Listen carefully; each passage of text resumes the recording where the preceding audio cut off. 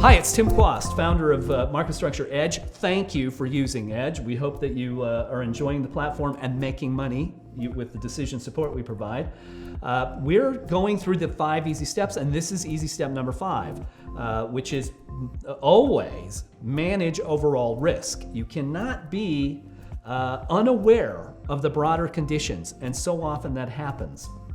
Just as a reminder, easy step number 1, understand the dashboard. 2, create portfolios. 3, learn entries and exits. That takes time. Time in the saddle is what we cyclists like to say. 4, backtest your data. Improve the probabilities of when you can get a return best, and backtest the current condition.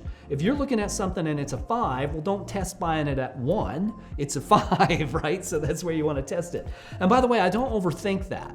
You know, I'm not like 5.2 and then I sell it at 7.8. I don't do that. I just want a general central tendency, and the underlying principle is buying rising demand and selling when that condition begins to fade, or taking your gains.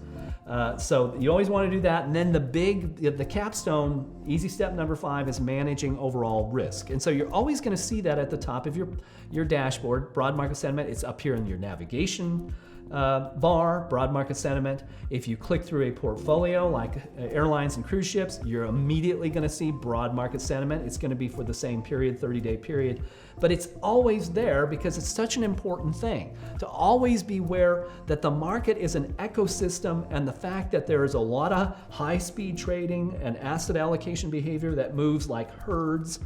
Herd behavior dominates a market where over 95% of all trades are executed by algorithms, which are going to take into account the surrounding prices and all the tick data.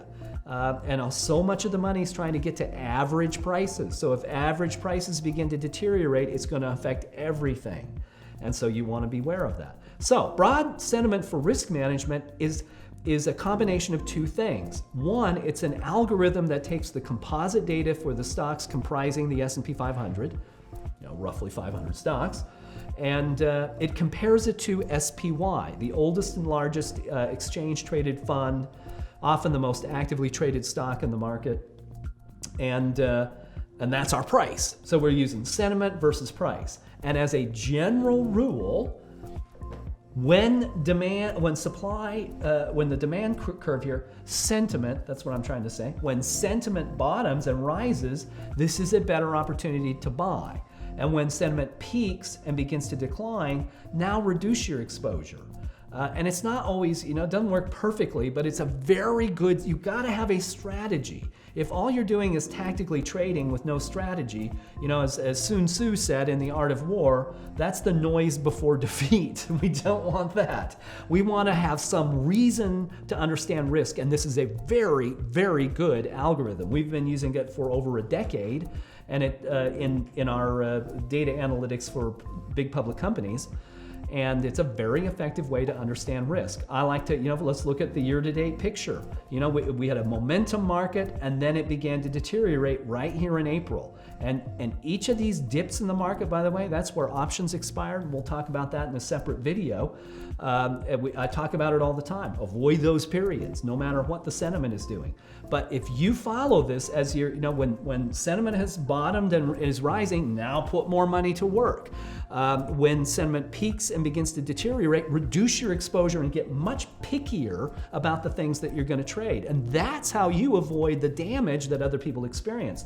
The key to good returns is as much dependent on avoiding losses as it is generating returns. And if you can do both things well, that's how we succeed. So just to recap, first thing, understand the dashboard, then create portfolios, learn entries and exits, backtest your data, and here, number 5, always manage overall risk.